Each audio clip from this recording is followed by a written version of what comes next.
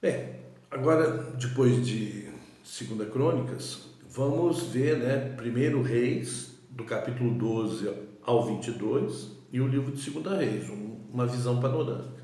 Nesses livros, além de mostrar, né, o reino de Judá, também é mostrado o reino de Israel. Então, mostra os reis, a sucessão desses reis. E como em Primeira Reis, né, foi bem mostrado a maneira como Salomão se firmou no seu reino, que é através da morte, o reino de Israel, que depois se dividiu, ele manteve esse princípio, né, de a sucessão ser através de golpes de Estado, ser através da morte, né, aquele rei que assumia matava a casa que ele tinha sucedido e se firmava em termos, né, porque depois ele encontrava um outro que matava ele, né, então mostrando, né, que toda divisão causada, né, e sustentada pela força, o resultado, né, é a morte mais divisão, e aqueles que se apropriam dela, eles são também vítimas dela. Né?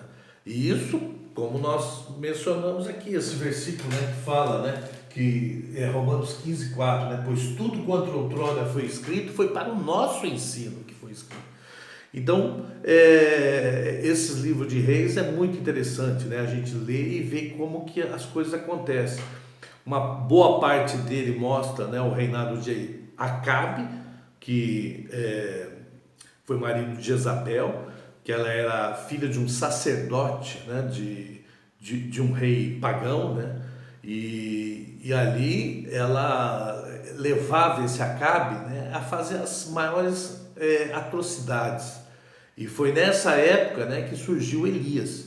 E tem uma passagem muito rica, né, em Primeira Reis que fala, né, da batalha de Elias contra os 400 profetas de Baal no Monte Carmelo. E é um trecho maravilhoso da Bíblia, né, que muitos conhecem. E Elias, né, que viveu nessa época, ele é interessante, né, que quando os reis não são assim, não segue a vontade de Deus, né? Deus levanta os profetas para trazer aquele povo de volta. E quem toma o protagonismo daquela situação deixa de ser o rei e passa a ser o profeta. E então surgiu Elias, né, em Primeira Reis, e em Primeira Reis 19:19 tem um trecho que fala assim: partiu, pois, Elias dali e achou a Eliseu, filho de Safate, que andava lavrando com 12 juntas de bois adiante dele, e estava com a 12ª. Elias passou por ele e lançou o seu manto sobre ele. Olha aqui, foi quando ele ungiu Eliseu. Então, enquanto a sucessão dos reis era de uma maneira imprópria, a sucessão do profeta foi de uma maneira bastante interessante, né? Ele foi aquele que Deus tinha mostrado para ele, ele ungiu, e depois esse que recebeu a unção, que foi Eliseu, mostra em 2 Reis 2:9, havendo eles passado, Elias disse a Eliseu: pede-me o que queres que eu te faça, antes que seja tomado de ti. Disse Eliseu: peço-te que me toque por herança a porção dobrada do teu espírito.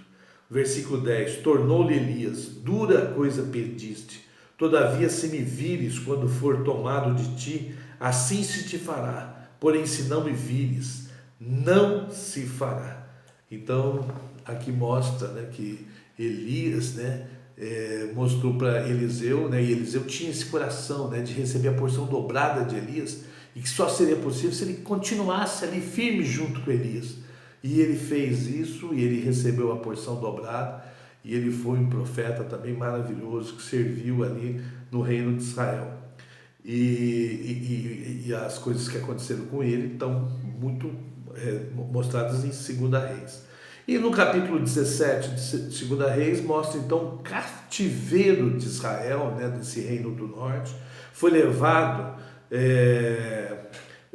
foi tomado pela Síria, né, E nós tínhamos falado, né, que a Síria tentou depois tomar Judá, e foi na época de Ezequias e não conseguiu, mas eles tomaram o reino de Israel, e a capital na época era Samaria. E aí ele pegou o povo, né, de Israel e transportou, né, para algumas cidades de Assíria, né, e fez habitar em Alabor, no rio Josã, né. Isso está em 2 Reis 17. E aí trouxe do povo daquela cidade, trouxe para Samaria. Foi aí que foi a origem do samaritano. E no versículo 7 fala: tal sucedeu porque os filhos de Israel pecaram contra o Senhor seu Deus, que os fizeram subir da terra do Egito, debaixo da mão de Faraó, rei do Egito, e temeram aos outros deuses. Assim andaram os filhos de Israel em todos os pecados que Jeroboão tinha cometido. Nunca se apartaram dele. Qual foi o pecado de Jeroboão? Formou 2 centros de adoração, né? Em Dan e Betel. E o versículo 23: até que o Senhor afastou Israel da sua presença, como falara pelo ministério de todos os seus servos, os profetas. Assim foi Israel transportado da sua terra para a Síria, onde permanece até o dia de hoje. E o rei da Síria trouxe gente de Babilônia, Culta, Hamath, de Sefarvaim, e fez habitar na cidade de Samaria, em lugar dos filhos de Israel. Tomaram posse de Samaria e habitaram nas suas cidades.